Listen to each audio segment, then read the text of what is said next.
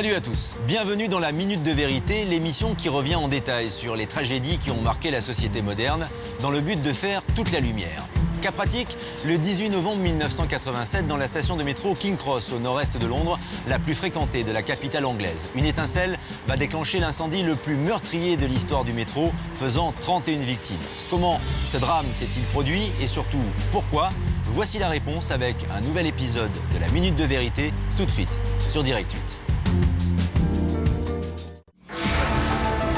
Londres, lors des achats de Noël, en pleine heure de pointe. Une foule de banlieusards et d'acheteurs traverse King's Cross, le plus gros nœud de correspondance de la ville. Soudain, un mur de flammes jaillit à travers la station bondée. Bilan, 31 morts. Le plus vieux métro du monde connaît l'incendie le plus meurtrier de son histoire. Grâce à la simulation informatique, nous allons vous montrer précisément ce qui a entraîné l'incendie de King's Cross. Les catastrophes sont rarement le fruit du hasard. Elles résultent souvent d'un enchaînement d'événements malheureux que nous allons tenter de reconstituer dans cette Minute de Vérité.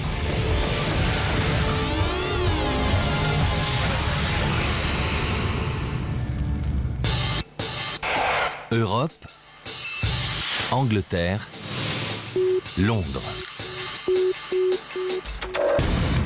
La gare de King's Cross, le plus gros nœud ferroviaire de Grande-Bretagne. La station relie les trains desservant le nord du pays aux 418 km de voies du métro de la ville, le Tube comme l'appellent les Londoniens. Comportant 8 quais, elle est desservie par 5 lignes de métro. La plus profonde passe à 27 mètres sous terre.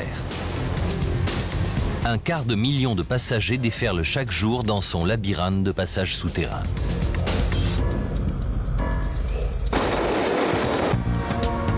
Mercredi 18 novembre 1987, 19h18.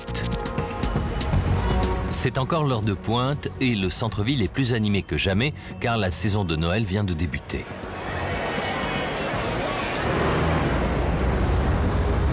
Pour ce jeune homme, l'agitation de Londres est une nouvelle expérience. Damon Brody, 20 ans, a quitté son Écosse natale il y a tout juste 5 jours pour commencer un nouveau travail dans l'informatique et une nouvelle vie. Il est sur un petit nuage. J'avais toujours voulu vivre à Londres. Quand on a 20 ans, c'est le rêve. Damon est impatient de connaître la capitale. Ce soir, il part découvrir les célèbres illuminations de Noël de Regent Street, une balade qui le mène dans les couloirs du métro. À Londres, Noël n'a pas toujours été synonyme de paix et de bonne volonté.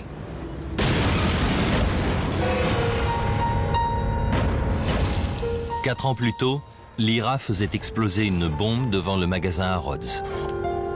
Commis 8 jours avant Noël, cet attentat a fait 6 victimes. Cette année encore, les services de renseignement craignent que l'IRA prenne Londres pour cible. Mais personne ne sait où les terroristes pourraient frapper.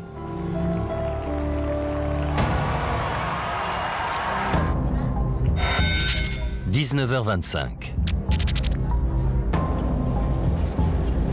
À King's Cross, à 27 mètres sous le sol, des flots de passagers sortent des rames de métro et se pressent vers les escaliers roulants menant aux guichets et aux rues de Londres.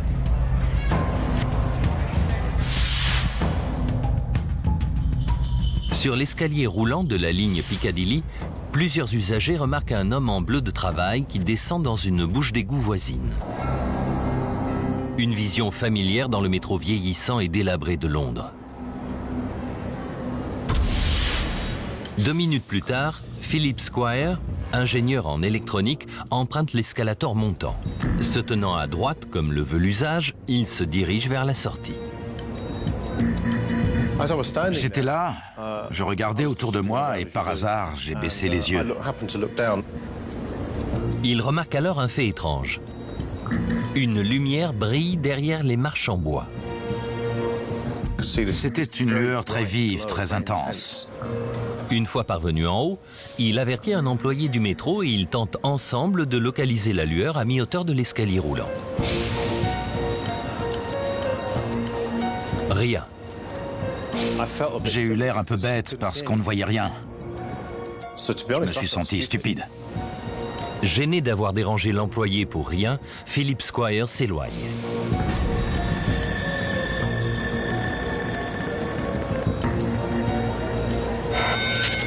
« 19h30. Quelques minutes plus tard, un homme appuie sur le bouton d'arrêt d'urgence de l'escalator de la ligne Piccadilly. Un agent de la police des transports vient identifier le problème. Il remarque une petite flamme sur l'une des marches en bois. Ce n'est pas vraiment une surprise, les incendies sont fréquents sur l'infrastructure vieillissante du métro. Au cours des 30 dernières années, il s'en est produit plus de 400. Le policier retourne au guichet pour prévenir les pompiers par radio.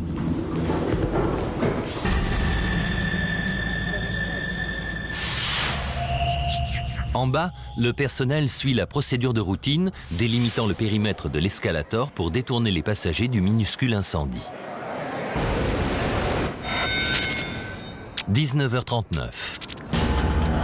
9 minutes après l'alerte au feu, la police décide d'évacuer la station par mesure de précaution. À 3 km de là, dans le quartier de Soho, les pompiers répondent à l'appel et se dirigent vers King's Cross. La caserne de pompiers de Soho est la plus sollicitée de la ville. La plupart de ces hommes ont combattu des centaines de feux. 19h43. Les pompiers arrivent à King's Cross. L'officier responsable de l'opération est le chef des pompiers, Colin Tonsley, 45 ans. Marié et père de 2 filles, il a 23 ans d'ancienneté dans la brigade des sapeurs-pompiers de Londres. Il rêve de prendre une retraite anticipée et d'acheter une petite ferme en France. Tonsley est un chef dévoué et exigeant qui impose le respect et la loyauté de ses hommes. Parmi eux, Robert Moulton, qui travaille sous les ordres de celui qu'on appelle le patron depuis 4 ans. Secondé par Moulton, Tonsley part évaluer l'état de l'incendie. Celui-ci a maintenant la taille d'un feu de camp, mais les 2 pompiers ne sont pas inquiets. Ça ne nous a pas paru bien terrible. Le feu n'était pas très important et à ce moment-là, on ne sentait pas de chaleur. Les pompiers sont convaincus que la tâche sera rapide et facile. Posté dans le hall des guichets, Tonsley envoie Moulton et le reste de l'équipe chercher la lance à incendie dans la rue.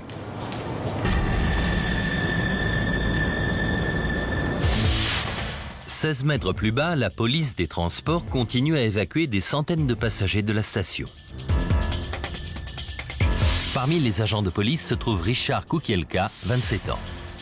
Il a 5 ans d'expérience et les procédures d'évacuation sont chez lui une seconde nature. Il s'agissait simplement de faire sortir les gens de la station. Kukielka dirige les passagers vers l'escalier roulant de la ligne Victoria, le seul encore en service. Il est parallèle à celui de la ligne Piccadilly et aboutit au même endroit. Le hall des guichets, juste en dessous du niveau de la rue. Damon Brody, le nouveau venu à Londres, remonte avec la foule en direction des guichets.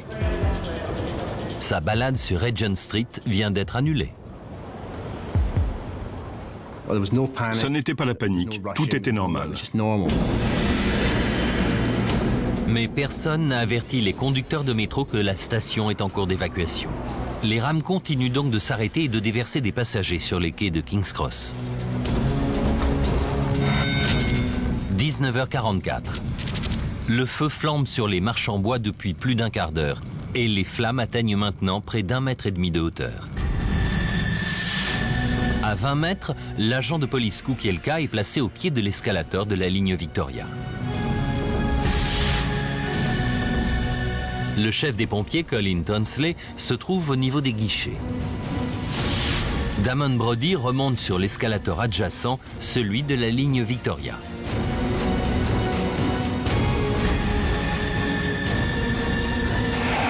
Il atteint le sommet de l'escalier roulant et pénètre dans le hall.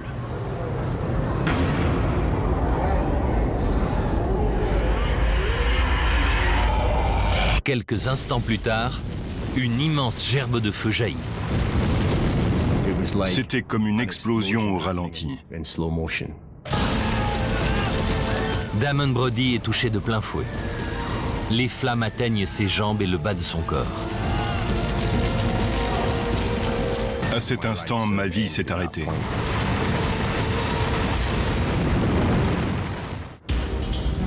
Le petit incendie s'est soudain mué en redoutable brasier, un gigantesque lance-flamme engloutissant des douzaines de passagers dans un souffle torride.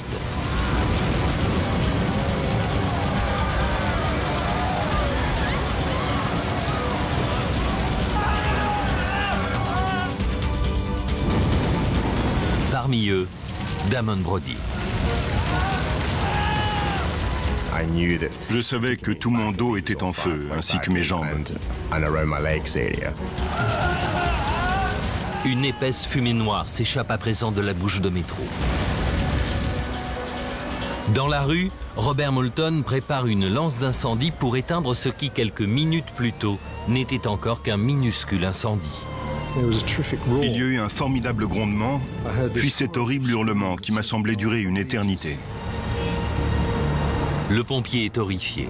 Quelques instants auparavant, le hall des guichets était bondé et son chef, Colin Tonsley, est resté à l'intérieur.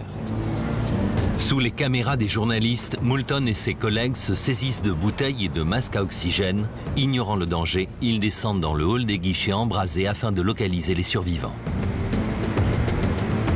On ne pensait qu'à une chose, essayer de se frayer un chemin, accéder au feu et voir si on pouvait tirer des gens de là.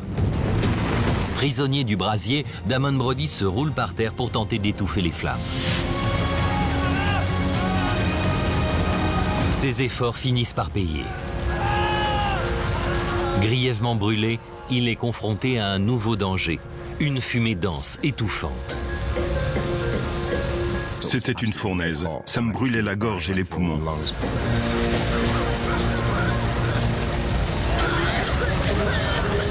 Quelques instants après l'embrasement de la station, du bas de l'escalator de la ligne Victoria, une vision d'horreur s'offre au jeune Richard Kukielka. Quand j'ai regardé en haut de l'escalator, tout était noir. Il réalise qu'en dirigeant les passagers vers l'escalier roulant, il a involontairement envoyé bon nombre d'entre eux à la mort. Pourtant, le hall des billets est la seule voie d'issue. Après une rapide réflexion, la police et le personnel de la station arrêtent des rames de métro et poussent les passagers à l'intérieur pour les mettre hors de danger. Le pompier Robert Moulton progresse à grand-peine dans le hall à la recherche de survivants, notamment son patron, Tonsley. La violence du feu le stupéfie. C'était une chaleur terrible, intense. Alors qu'il balaie la fumée de sa torche, une tache claire attire son regard.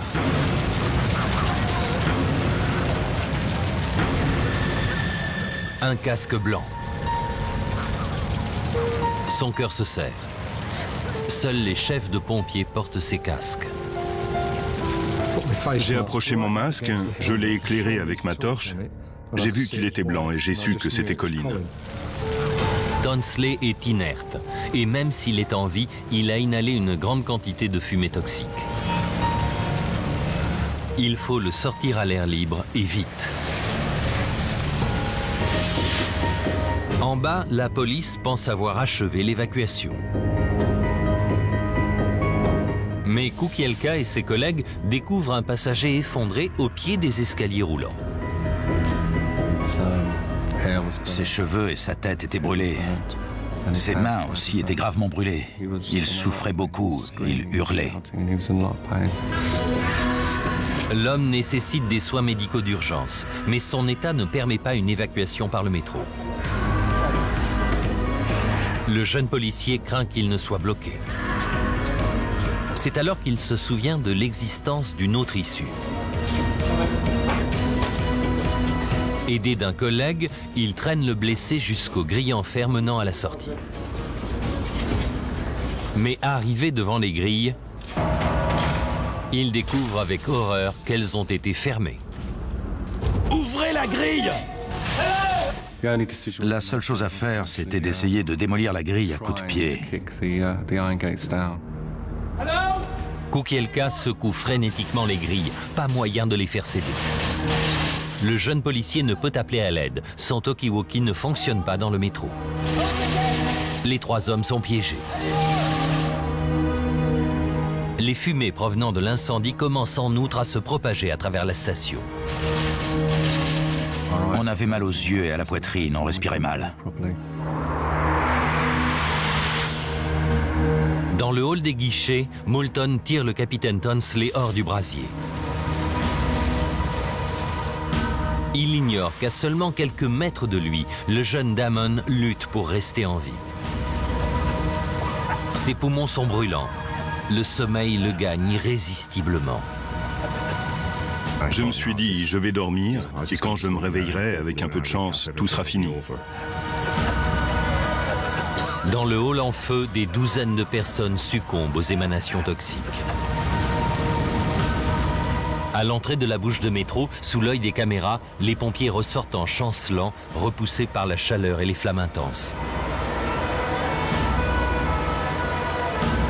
Ces hommes savent que les chances de sauver les personnes prisonnières du brasier seulement 5 mètres plus bas s'amenuisent rapidement.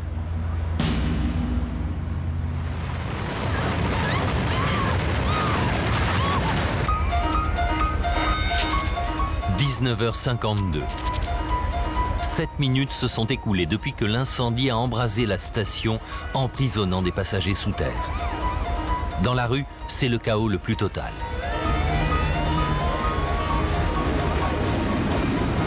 Le pompier Robert Moulton essaie frénétiquement le bouche à bouche pour insuffler de l'air dans les poumons de son chef. À la toute première insufflation, il a eu une sorte de toux et j'ai dit « c'est bien parti ». Et là, on s'y est mis à fond.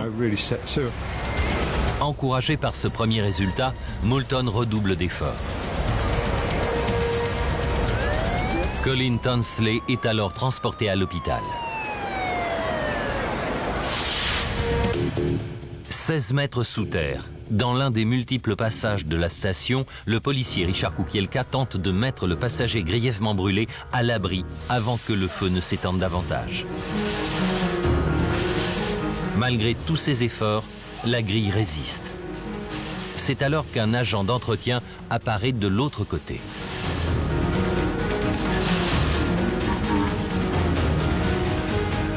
Il ignore tout du brasier qui se consume à l'étage supérieur, mais il va sauver les trois hommes. Il a une clé de la grille. 32 minutes après l'embrasement de la station, Kukielka peut enfin évacuer le blessé.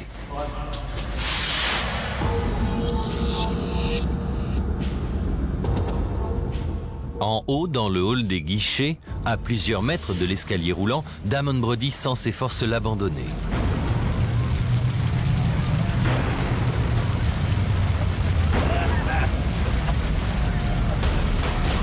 Mais le jeune homme est submergé par un sentiment d'injustice. Je ne trouve pas ça juste. Je veux bien mourir dans une semaine de n'importe quelle autre façon, mais pas ici, pas maintenant. Rassemblant ses dernières forces, il rampe à l'aveuglette à travers la fumée, cherchant désespérément une issue.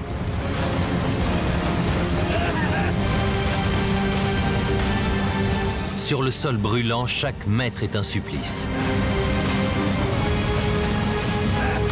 Enfin, à travers la fumée, Damon aperçoit un escalier. Il commence à se hisser, centimètre par centimètre. Soudain, dans l'obscurité, une main se tend vers lui. Un inconnu se penche pour agripper le jeune homme et le sortir de ce cauchemar. Quand je suis arrivé en haut, c'était fabuleux. Par pur hasard, Damon Brody a rampé directement vers la sortie la plus proche, située à 20 mètres. Il est brûlé à 40%, mais il est en vie. Une ambulance l'emmène rapidement au CHU de Londres. On dirait qu'il est tombé dans un feu de jardin.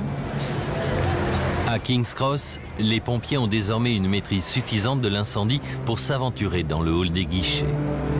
Mais à l'intérieur, il n'y a plus que des corps inanimés. Peu après, Robert Moulton et ses collègues apprennent la triste nouvelle. Leur chef, Colin Tonsley, est décédé à l'hôpital des suites de l'inhalation de fumée. On était tous très choqués et peinés. On était sonnés.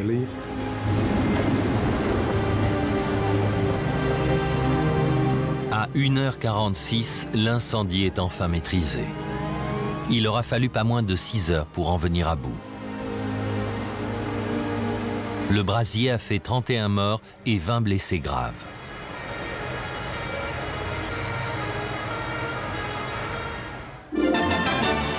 Bonjour. On ne connaît toujours pas la cause de l'incendie survenu mercredi soir dans la station de King's Cross. La plus jeune victime n'avait que 7 ans. Les proches des victimes et les survivants tentent de surmonter cette expérience traumatisante. Parmi eux, Steve Hanson, 32 ans. J'ai 3 enfants et une femme adorable. Et mon petit dernier n'a que 6 semaines. C'est ce qui me fait tenir. Je le fais pour eux.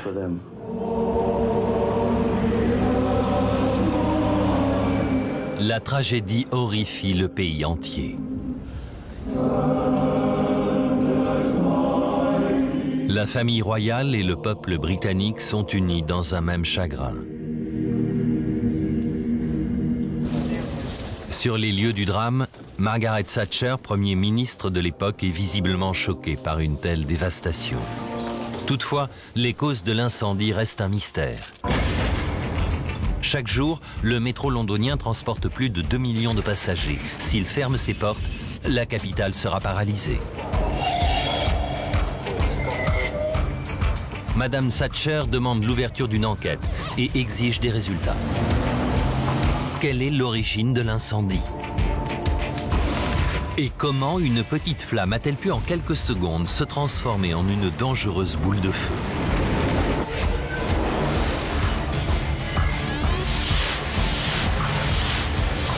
En retraçant le fil des événements et en analysant en détail l'enquête qui a été faite, nous allons vous révéler ce qui s'est vraiment passé. La simulation informatique va vous emmener là où aucune caméra ne peut aller, au cœur de la catastrophe. Le gouvernement constitue une équipe d'enquête composée de 21 experts provenant de 5 agences distinctes. L'ingénieur David Chilito est l'un des principaux enquêteurs. Expert international, il enquête depuis 34 ans sur les incendies majeurs. Dans la carcasse calcinée de la station, il recherche des indices expliquant la propagation du feu. La répartition des surfaces brûlées est fondamentalement importante. La forme des zones brûlées sur l'escalier roulant, la façon dont la fumée a noirci les structures souterraines, il y a bien eu une flambée soudaine. Il apparaît immédiatement qu'il ne s'agit pas d'un feu ordinaire, mais Chilito a besoin d'en savoir plus sur la façon dont il s'est comporté. Quelques heures plus tard, les policiers tentent de localiser tout témoin éventuel de l'incendie. Ils interrogent des centaines de personnes. Plusieurs d'entre elles décrivent un geyser de feu jaillissant de l'escalator jusqu'au hall des guichets, tel un chalumeau ou un lance-flamme. En un instant, on est passé d'une situation peu préoccupante à un véritable enfer. L'incroyable force explosive du brasier soulève une inquiétante possibilité. Celle d'une attaque terroriste. Londres a déjà été la cible de l'IRA. Est-ce le début d'une nouvelle ère de terreur visant les usagers du métro londonien? Quelques heures après le drame, les policiers font une effrayante découverte. 3 témoins affirment avoir vu un homme en bleu de travail quelques minutes avant l'incendie. Il se trouvait près de l'escalier roulant de la ligne Piccadilly, point d'origine du feu. 2 personnes l'ont vu descendre dans une bouche d'égout voisine, mais où mène-t-elle? Directement à l'espace vide sous l'escalier roulant, affirment les dirigeants du métro. Aucun des employés en service ce jour-là ne correspond à la description de l'homme mystérieux. S'agissait-il d'un terroriste de l'IRA s'apprêtant à installer un engin explosif sous l'escalier roulant? Les enquêteurs contactent alors David Hallyday, expert spécialisé dans les incendies suspects. Dans la station fermée au public, les techniciens démontent et examinent les vestiges de l'escalier roulant calciné, à la recherche d'indices. À mi-hauteur, ils découvrent les traces classiques de brûlures indiquant le point d'origine du feu. Ce dernier est situé sous l'escalier roulant, près des rails de guidage. Mais ils ne trouvent nulle part de cratère de bombe. Par ailleurs, la partie métallique n'a pas été détruite, signe révélateur d'une explosion. Toutes les pièces en acier et la structure de l'escalier roulant étaient globalement intactes. Les parties tordues l'étaient clairement du fait de la chaleur et non d'une explosion. Les enquêteurs écartent donc l'hypothèse de la bombe comme origine de l'incendie de King's Cross. Mais les soupçons demeurent. La vitesse à laquelle le feu s'est propagé pourrait s'expliquer par un autre type d'acte criminel, l'incendie volontaire.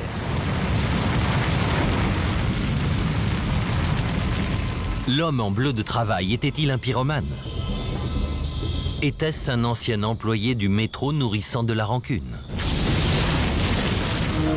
Hallyday recherche à présent les traces d'un produit accélérant, tel que l'essence, la carte de visite du pyromane.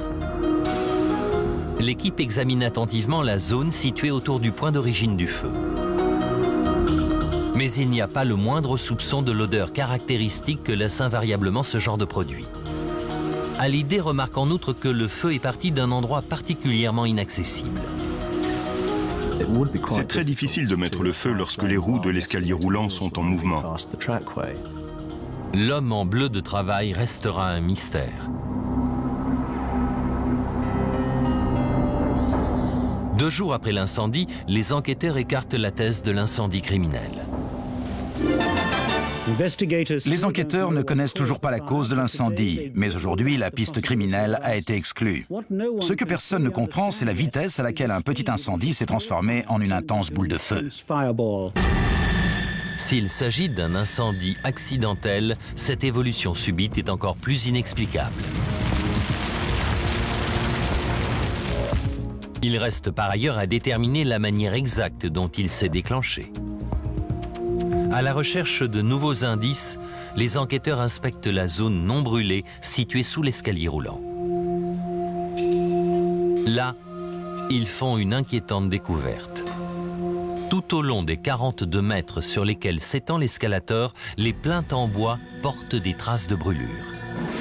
Non pas 1 ou 2, mais 18. C'étaient les traces d'anciens feux survenus sur l'escalier roulant. Cette découverte a de quoi faire frémir. Quelque chose déclenche de nombreux petits incendies sur l'escalier roulant et l'un d'eux s'est mué en un brasier. Or, le métro de Londres comporte des vingtaines d'escalators en bois. Tant que les enquêteurs n'auront pas déterminé la cause de l'incendie, les Londoniens risquent à tout moment d'être à nouveau la proie d'un terrible brasier.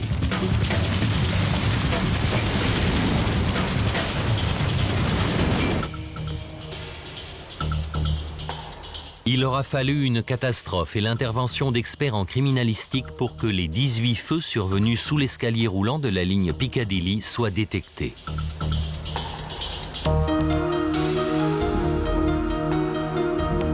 C'est alors que les enquêteurs remarquent un fait étrange. La quasi-totalité des traces de brûlure laissées par ces petits incendies sont situées du côté droit de l'escalator. C'est là une piste primordiale.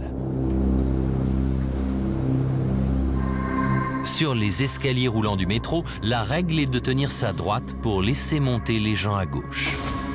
Or, il est plus facile d'allumer une cigarette lorsqu'on est immobile. Les fumeurs auraient-ils involontairement déclenché des incendies en jetant négligemment leurs allumettes? Pourtant, il est interdit de fumer dans le métro depuis plus de 2 ans. Les allumettes ont peut-être joué un rôle dans les anciens incendies. Mais peuvent-elles être réellement à l'origine du récent sinistre? En interrogeant le personnel de la station, David Chilito et les enquêteurs font une découverte. Les gens fumaient en toute impunité dans la station. L'interdiction de fumer était totalement inefficace. L'interdiction n'est pas respectée. Le principal suspect de l'incendie de King's Cross est désormais un fumeur négligent ayant jeté une allumette non éteinte. Mais alors que tous les autres feux se sont éteints sans dommage, celui-ci a été alimenté. L'expert David Hallyday pense que l'incendie s'est déclenché près des rails de guidage de l'escalator. Pourtant, toutes les pièces sont en métal et il n'y a rien là qui puisse alimenter un feu. Il examine les portions de rails non endommagées et découvre qu'elles sont enduites d'une épaisse couche de graisse lubrifiante. La graisse seule est un matériau peu inflammable. Mais en l'examinant de plus près, il s'aperçoit que des tickets usagés, des papiers de bonbons, des bourres de vêtements, des cheveux humains et des poils de rat sont venus s'y coller. Il est clair que les rails n'ont pas été correctement nettoyés depuis leur construction, au début de la Seconde Guerre mondiale. Les déchets accumulés en 40 ans ont-ils produit un mélange inflammable? De retour dans le laboratoire de la police scientifique, Hallyday prépare un test simple sur la graisse et le mélange de déchets. Il applique une flamme nue pour reproduire l'effet d'une allumette enflammée.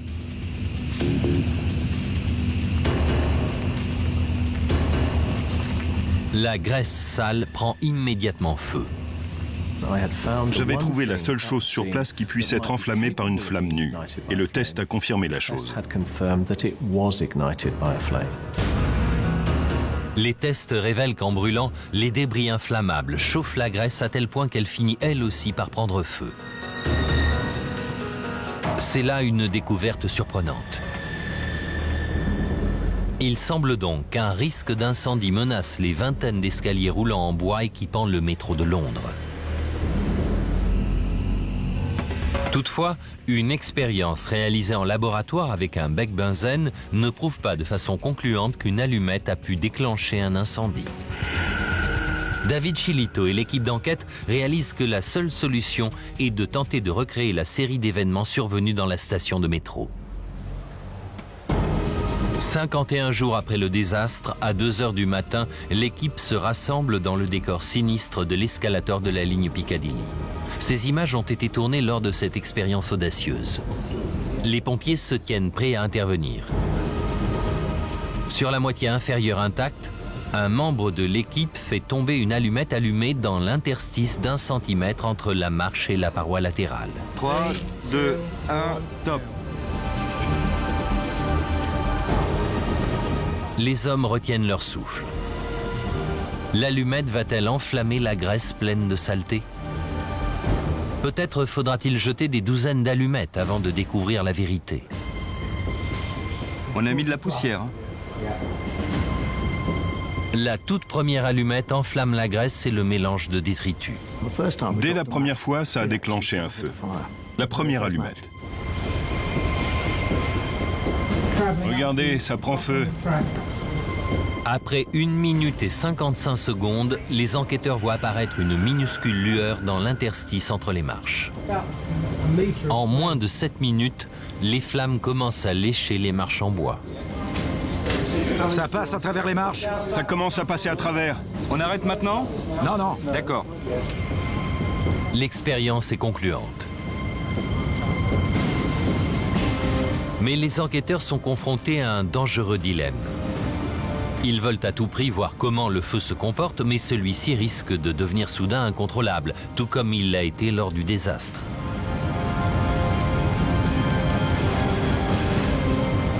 C'est pas encore satisfaisant.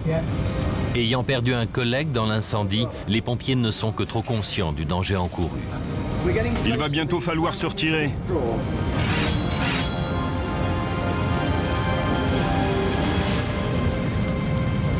Haute pression, rembobiner. On va mettre le tuyau en bas. Le feu a continué à grandir jusqu'à ce que les pompiers nous disent de l'éteindre.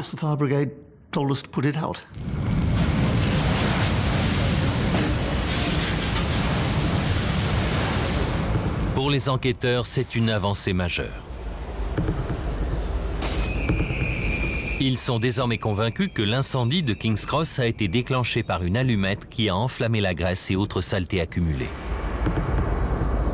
Mais pour éviter que le drame ne se reproduise, il leur reste à élucider le plus grand mystère. Qu'est-ce qui a transformé un petit incendie en une gigantesque boule de feu en l'espace de quelques secondes?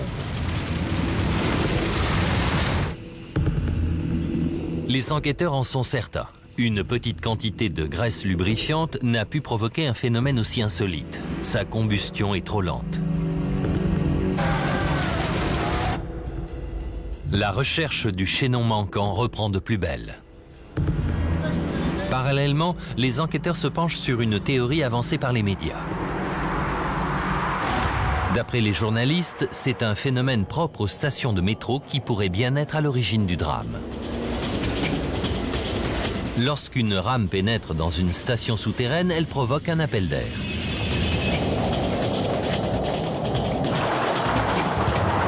Ce phénomène, appelé effet piston, contribue au maintien d'une bonne ventilation. Un courant d'air très rapide a-t-il agi à la manière d'un soufflet géant, déclenchant l'effet lance-flamme décrit par les témoins.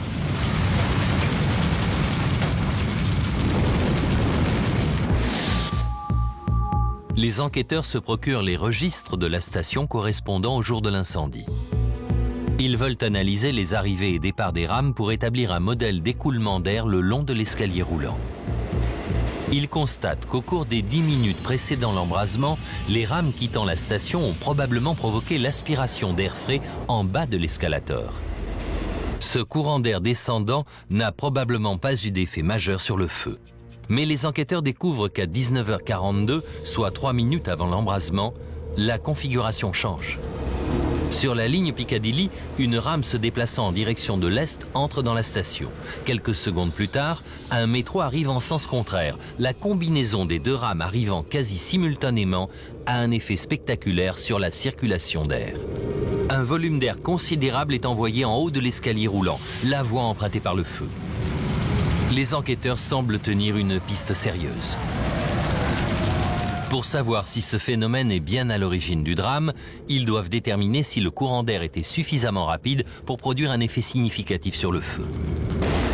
Ils mesurent le flux d'air généré par les rames et calculent que 2 trains arrivant l'un après l'autre enverraient cette masse d'air au sommet de l'escalier roulant à la vitesse de 3,25 m par seconde. Autrement dit, 12 km/h. Pas de quoi entraîner un embrasement. C'est encore une fausse piste.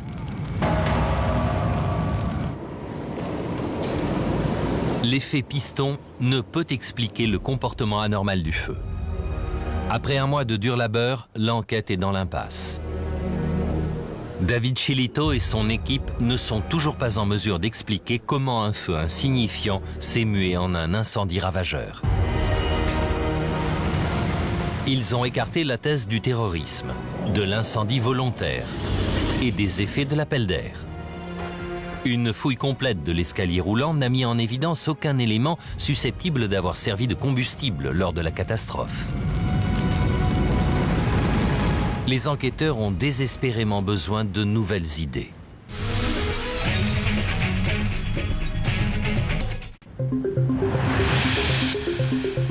Ils se tournent alors vers le plus célèbre siège du savoir anglais, Oxford, et la science naissante de la modélisation informatique.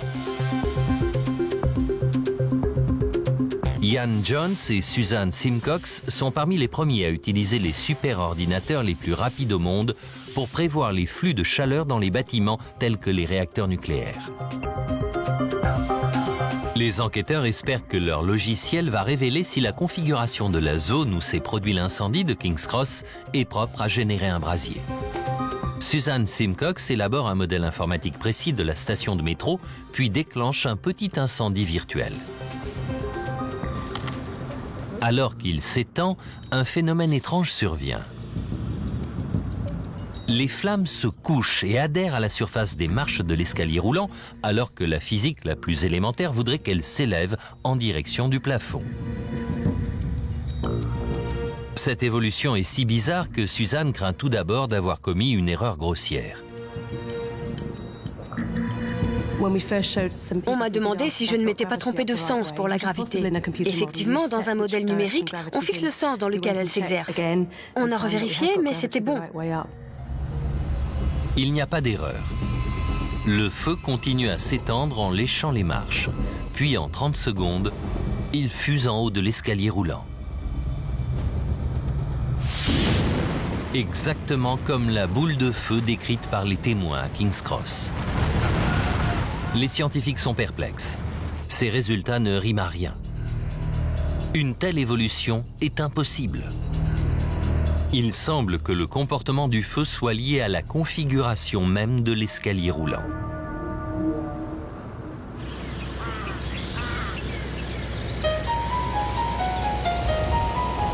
Il n'y a qu'un seul moyen de prouver les faits de façon concluante. Les enquêteurs doivent essayer de recréer l'incendie de King's Cross. Juillet 1988, 9 mois après le désastre. À près de 300 km au nord de Londres, au cœur de la campagne du Derbyshire, David Chilito et l'équipe d'enquête démarrent une expérience grandeur nature. Dans un champ loué à un fermier du coin, ils construisent une maquette de l'escalier roulant de la ligne Piccadilly et du hall des guichets en utilisant les mêmes matériaux. Puis, ils installent une série de capteurs de chaleur et de caméras thermiques.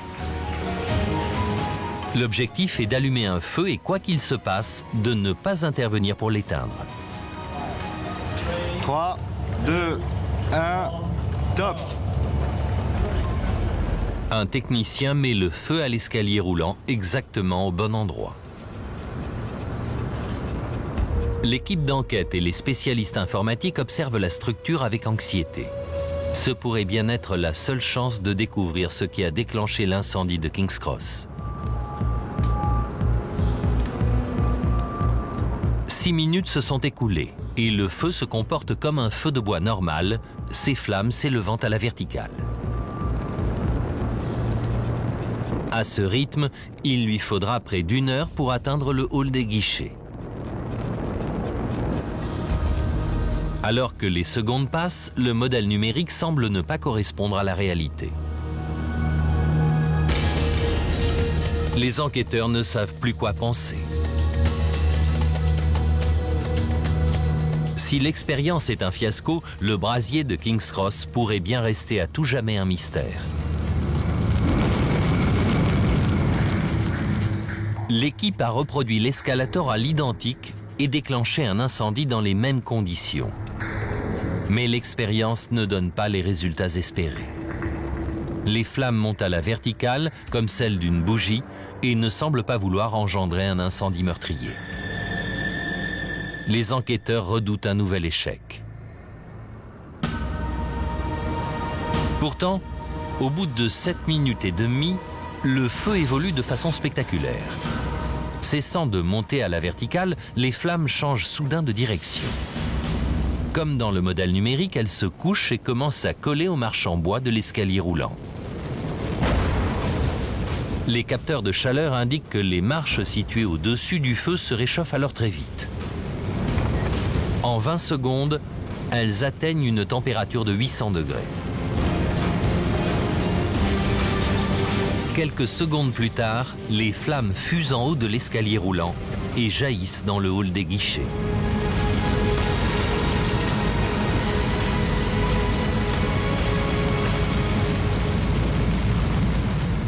C'était exactement l'incendie de King's Cross tel qu'on pouvait se l'imaginer. Une gerbe de flammes jaillissant dans le hall des guichets de la station. De la fumée noire et des flammes engloutissant un espace clos. Ça a dû être terrifiant.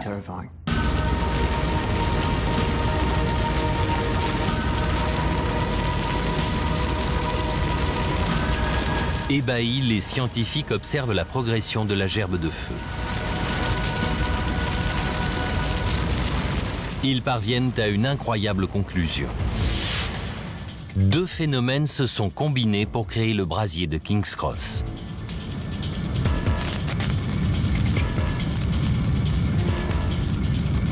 L'angle d'inclinaison de 30 degrés de l'escalier roulant a plaqué les flammes contre les marches. Par ailleurs, les parois de l'escalier roulant ont emprisonné le feu, créant une sorte de tranchée qui a concentré la chaleur et les flammes et les a empêchés de s'échapper. Alors que le feu progresse, il pousse devant lui une masse invisible d'air chaud et de gaz qui surchauffe les marches en bois sur une étendue de 20 mètres. Une dizaine de secondes plus tard, les marches surchauffées atteignent une température critique entre 500 et 600 degrés et s'embrasent, créant ainsi la gerbe de feu dévastatrice qui en un instant engloutit l'escalier roulant. Un phénomène que les scientifiques n'avaient encore jamais observé. L'équipe baptise sa découverte l'effet tranché. C'est la dernière pièce du puzzle. Les enquêteurs ont identifié la série d'événements à l'origine de l'incendie de King's Cross. Ils savent ce qui a déclenché le feu, alimenté sa croissance et provoqué la gerbe de flammes géante qui a embrasé le hall des guichets et fait 31 morts.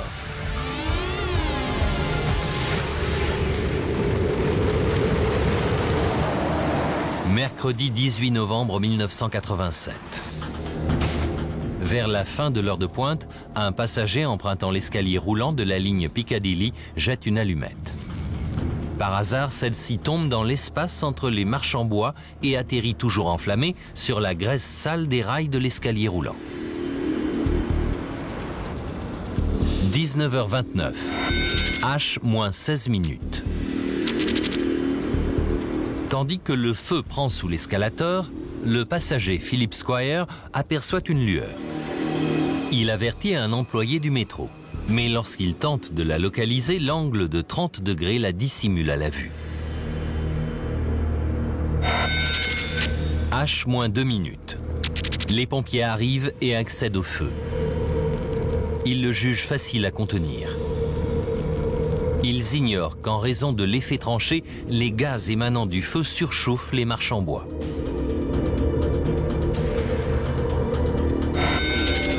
H-20 secondes. Alors que Damon et les autres passagers pénètrent dans le hall des guichets, les marches surchauffées de l'escalier roulant s'embrasent soudainement.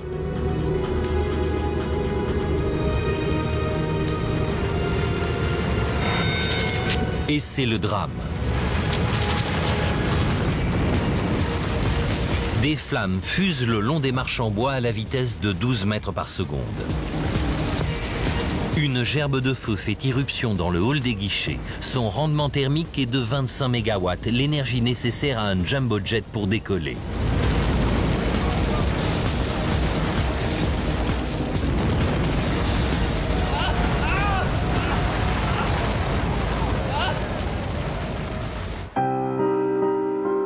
Une personnes prises dans le brasier décéderont des suites de leur brûlure et de l'inhalation de fumée toxique.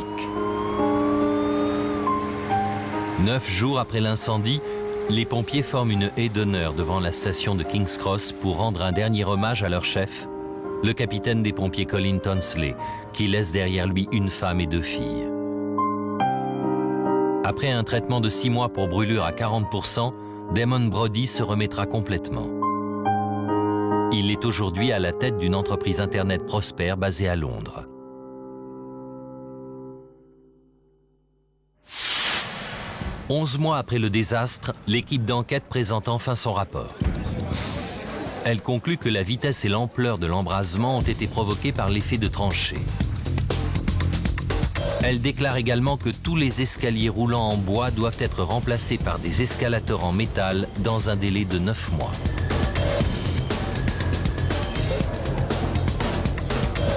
Depuis l'incendie, l'interdiction de fumer est appliquée strictement dans l'enceinte du métro. Le personnel a également reçu une formation sur les voies d'évacuation les plus sûres et les plus rapides.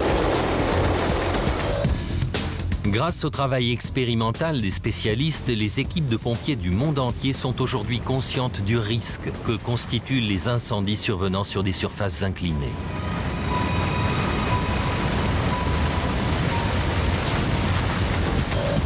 Au cas où un tel brasier se reproduise, leur savoir fraîchement acquis contribuera à sauver des vies.